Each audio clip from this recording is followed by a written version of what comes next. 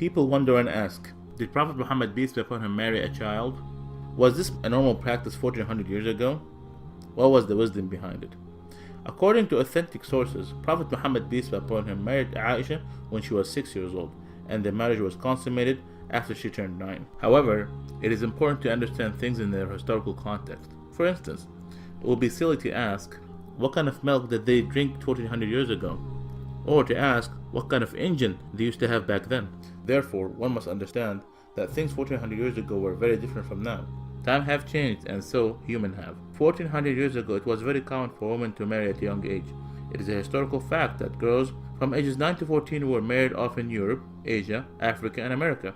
For example, Saint Augustine, 350 AD, he married a 10-year-old. King Richard II, 1400 AD, he married a 7-year-old. Henry VIII, 1500 AD, he married a 6-year-old. Even in the Bible, it says, "But say for yourself every girl who have never slept with a man."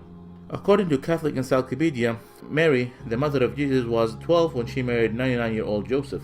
Before 1929, Church of England ministers could marry a 12-year-old in Britain. Before 1983, Catholic canon laws permitted priests to marry off brides at the age of 12.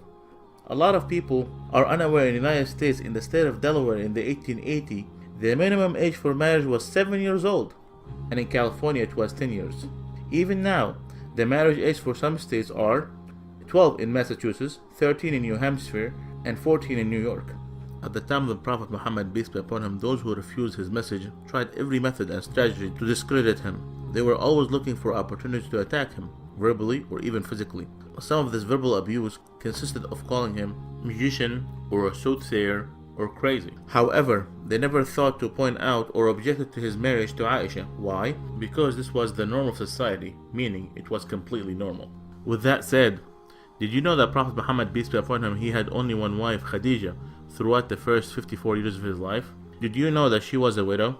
Did you know that she was 15 years older than him? He, peace be upon him, spent his entire youth with her. He was committed to her until after her death by keeping ties with her friends. What about Aisha?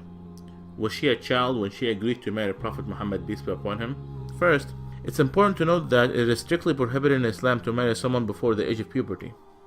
Note, the age of puberty varies throughout different times and different places. According to scientific references, girls might enter full-blown puberty anytime between the ages of 9 and 15. Also, the average temperature of the country is considered to be the chief factor with regard to menstruation and sexual puberty. So, was Aisha a child? No, she was not. So what about the wisdom behind this marriage? God always knows best. The marriage of Aisha was an instruction from God. Aisha narrated to us more than 2200 hadiths or sayings of Prophet Muhammad peace be upon him. Aisha was exceptionally intelligent, and since she married Prophet Muhammad peace be upon him at a young age, she was able to learn so much from him. She later played an important role as a teacher, expert, and interpreter of Islam. So, there was so much wisdom behind this marriage.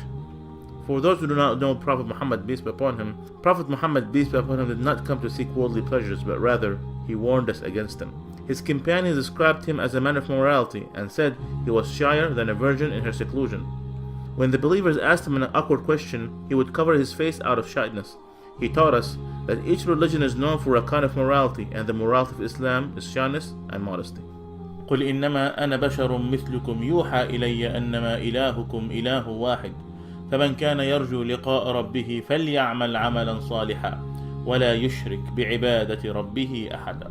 Say, I'm only a man like you, whom revealed to him that your God is one God. So whomever would hope to meet his Lord, let him do righteous work, and not associate anyone with his Lord. If you have questions about Islam, ask a Muslim. Please like our Facebook page.